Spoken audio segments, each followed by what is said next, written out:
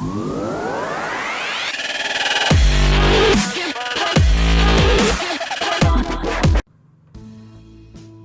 2 the conclusion సినిమాతో టాలీవుడ్ బాలీవుడ్ రేంజ్లు దాటి Hollywood స్థాయికి తెలుగు సినిమాను తీసుకెళ్లాలని చూస్తున్నాడు దర్శకుడు రాజమౌళి.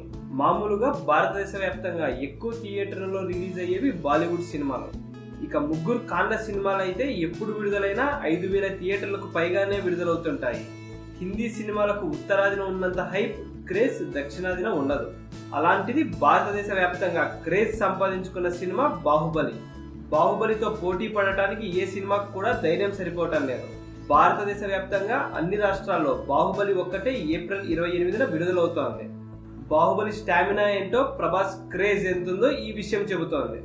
బాహుబలి సినిమా విడుదలకు ముందే రికార్డుల వేట మొదలుపెట్టింది. ఇప్పటి వరకు అత్యధిక థియేటర్లలో రిలీజ్ అయిన రికార్డు దంగల్ సినిమా పేరిట ఉంది. ఈ సినిమా దాదాపు 6,000 థియేటర్లలో విడుదల చేశారు. ఇప్పుడు ఈ రికార్డ్స్ ని బాహుబలితో బద్దలు కొట్టబోతున్నాడు ప్రభాస్. బాహుబలి సినిమా దేశవ్యాప్తంగా దాదాపు 7,000 థియేటర్లలో విడుదల కాబోతోంది. ఈ క్రేజ్ ని చూసి బాలీవుడ్ విశ్లేషకులు సైతం నోరెళ్ల పెడుతున్నారు.